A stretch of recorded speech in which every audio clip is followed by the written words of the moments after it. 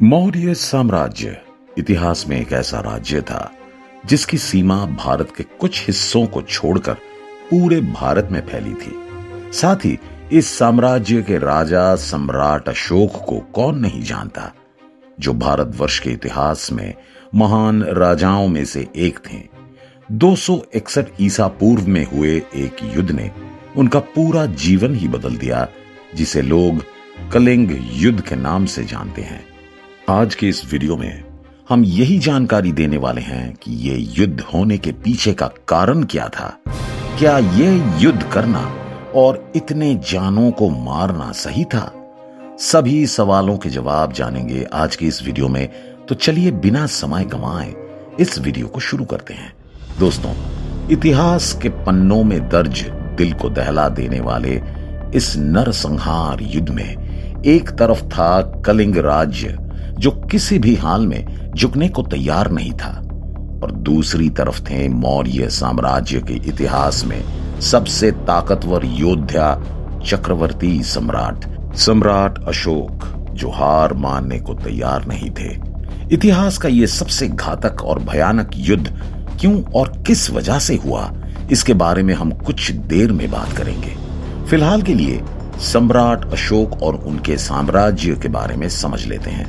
राजा बिंदुसार के पश्चात मौर्य साम्राज्य के तीसरे सम्राट बनने के बाद सम्राट अशोक ने महज 8 साल के भीतर ही भारत के कुछ हिस्सों को छोड़ लगभग पूरे भारत पर अपना शासन कायम कर लिया था।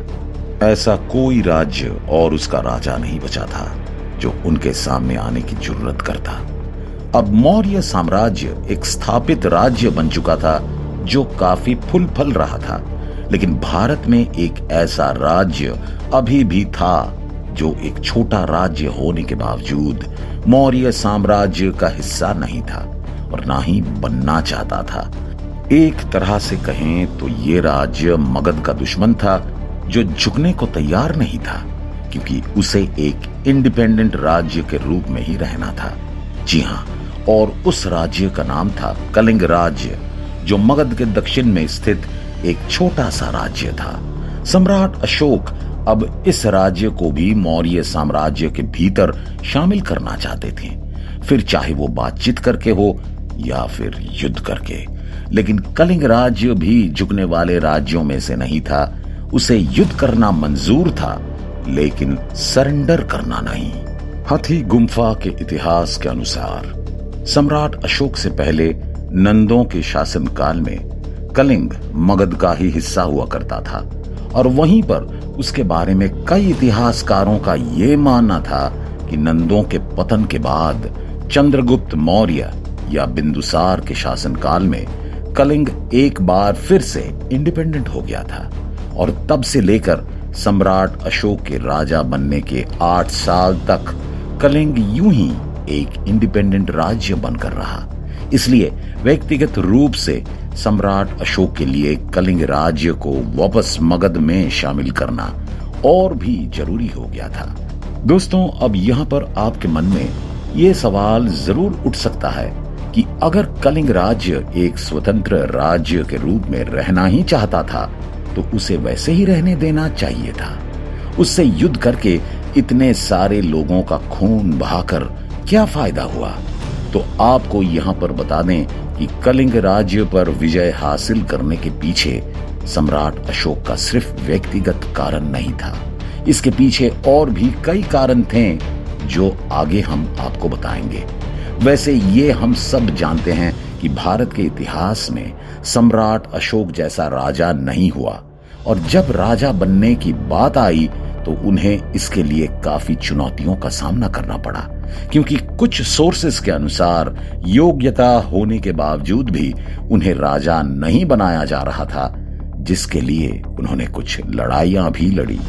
खैर, बिंदुसार के पश्चात मौर्य साम्राज्य का सम्राट बनने के बाद उन्होंने अपनी ताकत और बुद्धि का इस्तेमाल करके मौर्य साम्राज्य का विस्तार किया, लेकिन उनके ही राज्य में कुछ ऐसे लोग अभी भी थे जो उनकी योग्यता पर शक करते थे, साथ ही उनके राजा बनने को अनैतिक मानते थे।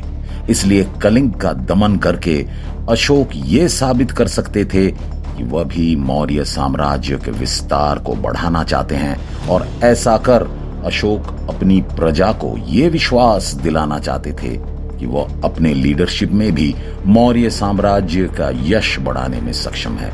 इसके अलावा अशोक के राज्य अभिषेक पर जो भी लोग सवाल खड़े कर रहे थे, कलिंग का दमन करके अशोक उन लोगों को गलत साबित करना चाहते थे। कहानी में आगे बढ़ें तो व्यक्तिगत कारण होने के साथ साथ मौर्य साम्राज्य के लिए कुछ रणनीतिक कारण भी थे, जिससे कलिंग का दमन करना और भी ज्यादा महत्वपूर्ण था। तो चलिए उन कारणों को एक एक करके समझते हैं कि आखिर कलिंग राज्य पर विजय पाना और उसे अपने राज्य में शामिल करना सम्राट अशोक के लिए क्यों जरूरी था। पहला कारण यह था कि मौर्य साम्राज्य के अंतर्गत आने वाले मेन बंदरगाह में से ताम्रलिप्त बंदरगाह को कलिंग राज्य द्वारा नष्ट किया जा सकता था। आपको बता दें कि ये बंदरगाह वर्तमान समय के पश्चिम बंगाल राज्य के दक्षिणी छोर पर स्थित हैं। साथ ही पूर्वी तटीय होने के नाते ये बंदरगाह मौर्य साम्राज्य के लिए ट्रेड यानी व्यापार के नजरिए से बहुत ज्यादा महत्वपूर्ण था। इसके अलावा ताम्रलिप्त बंदरगाह से व्यापार के सामानों के साथ कई सारे जहाज पानी के रास्ते से श्रीलंका तब भी जाते थे। यही कारण है कि ये बंदरगाह मौर्य साम्राज्य के खजाने के लिए बहुत लाभदायक था। लेकिन यहाँ पर सम्राट अशोक के लिए चिंता का विषय यह था कि कलिंग राज्य की उत्तरी सीमा उस बंदरगाह से काफी नजदीक थी, और अशोक ये भली भांति जानते थे कि अगर युद्ध की स्थिति बनी तो कलिंग द्वारा सबसे पहले इसी ताम्रलिप्त बंदरगाह को निशाना बनाया जा सकता है, जिसका सीधा असर मौर्य साम्राज्य के व्यापार और आर्थिक स्थिति पर पड़ सकता था। वहीं पर अगर सम्राट अशोक कलिंग राज्य का दमन नहीं करते तो उनके साथ साथ पूरे मौर्य साम्राज्य को भी बहुत बड़ा नुकसान झेलना पड़ता। रही बात दूसरे कारण की, तो मौर्य साम्राज्य की राजधानी पाटलिपुत्र से कलिंग राज्य ज्यादा दूर नहीं था, जिसे सम्राट अशोक हल्के में नहीं लेना चाहते थे, क्योंकि मौर्य साम्राज्य जैसे विशाल साम्राज्य की राजधानी पाटलिपुत्र के नजदीक किसी दुश्मन राज्य का होना अच्छी बात नहीं थी। ये सांप को अपने घर के दरवाजे पर रहने देने जैसा था, जो किसी भी हाल में मौर्य साम्राज्य के लिए शुभ संकेत नहीं था। और इसी बात को लेकर सम्राट अशोक को चिंता थी। साथ ही कलिंग का दमन करना उनके लिए बहुत जरूरी था। हालांकि सम्राट अशोक द्वारा कलिंग से युद्ध करने के पीछे और भी कारण बताए जाते हैं, जो कुछ इतिहासकारों द्वारा बताए गए हैं। दरअसल ये तो हम सभी जानते हैं कि पहले के समय पानी की जहाजें अधिक एडवांस नहीं हुआ करते थे, जिसके चलते व्यापारी अक्सर समुद्र तट के पास से ही यात्रा करते थे, और इस तरफ से गुजरने वाले जहाज कलिंग राज्य के पास से ही होकर गुजरते थे, जहां पर कलिंग राज्य कभी भी मौर्य साम्राज्य के व्यापार को नुकसान पहुंचा सकता था या फिर समुद्री लुटेरों को समर्थन दे सकता था, जिससे मौर्य साम्राज्य को भारी आर्थिक नुकसान को झेलना पड़ता। इस बात को सम्राट अशोक भली भांति जानते थे। समुद्र मार्ग के अलावा व्यापार करने के लिए एक जमीनी मार्ग भी था, जो कलिंग राज्य से होते हुए गुजरता था, और कलिंग द्वारा जिसे युद्ध के समय कभी भी बंद कर दिया जा सकता था। इन्हीं सभी कारणों की वजह से सम्राट अशोक कलिंग जैसे छोटे राज्य पर हमला करके उसे मौर्य साम्राज्य का हिस्सा बनाना चाहते थे। इसके अलावा कलिंग राज्य का दमन करने के पीछे कुछ छोटे मोटे अन्य कारण भी थे। दोस्तों, सम्राट अशोक एक ताकतवर और शूरवीर योद्धा होने के साथ साथ बेहद चालाक और बुद्धिमान व्यक्ति भी थे। वे जानते थे कि कलिंग को आसानी से हराया नहीं जा सकता है, इसलिए उन्होंने पहले ही इसकी तैयारी कर ली थी, यानी कि अपनी सैन्य बल को युद्ध के लिए तैयारी करने के लिए पहले ही बोल दिया था। उनकी आज्ञा के अनुसार उनके सैनिक किसी भी तरह के युद्ध के लिए पहले से ही तैयार हो रहे थे। इतिहासकारों को माने तो सम्राट अशोक के पास करीब 6 लाख सैनिकों का बल मौजूद था। वैसे तो ये सुनने में झूठ भी हो सकता है, लेकिन हम ये भी नकार नहीं सकते कि उस समय अशोक के पास पूरे भारत में सबसे विशाल सैन्य शक्ति मौजूद थी और इसी सेना को अशोक ने अपने पिता से उत्तराधिकारी के रूप में लिया था। खैर, अपने सैनिकों को पूरी तरह से तैयार करने के बाद सम्राट अशोक कलिंग राज्य पर हमला करने के लिए निकल पड़े। सेना गंगा के रास्ते होते हुए ताम्रलिप्त बंदरगाह पर पहुंची और फिर समुद्र तटीय इलाकों से होते हुए मौर्य सेना कलिंग राज्य में घुस गई। कहा जाता है कि मगध से कलिंग राज्य तक पहुंचने के लिए मौर्य सैनिकों को करीब 900 किलोमीटर की दूरी तय करनी पड़ी थी, जो आसान काम नहीं था। अब इतनी लंबी यात्रा और उसके बाद घमासान युद्ध करना असल में बहुत बड़ा पराक्रम का कार्य था। बहरहाल सम्राट अशोक की सेना कलिंग राज्य पर हमला बोल देती है और कलिंग के सैनिकों के साथ उसका एक भयानक युद्ध होता है।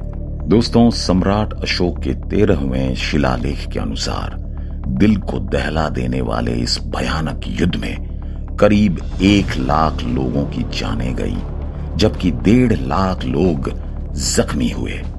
चारों तरफ बस हाहाकार ही मचा था।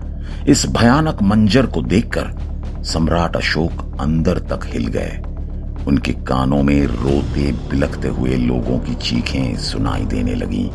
कलिंग युद्ध के बाद सम्राट अशोक ने जानवरों की हत्या पर रोक लगा दिया और कभी युद्ध ना करने का फैसला किया। उन्होंने धर्म का प्रचार और सोशल वर्क करना शुरू किया। वह बुद्ध के दिखाए गए रास्तों पर चलकर शांति और अहिंसा का संदेश देने लगे। उन्होंने बौद्ध धर्म को अपना लिया और इसका प्रचार प्रसार करना शुरू कर दिया। इतिहास से हमें मौर्य साम्राज्य और सम्राट अशोक के बारे में काफी जानकारियां मिलती हैं। साथ ही कलिंग के साथ हुए युद्ध का भी जिक्र मिलता है, लेकिन उसी इतिहास से हमें कलिंग राज्य के बारे में अधिक जानकारी नहीं मिलती।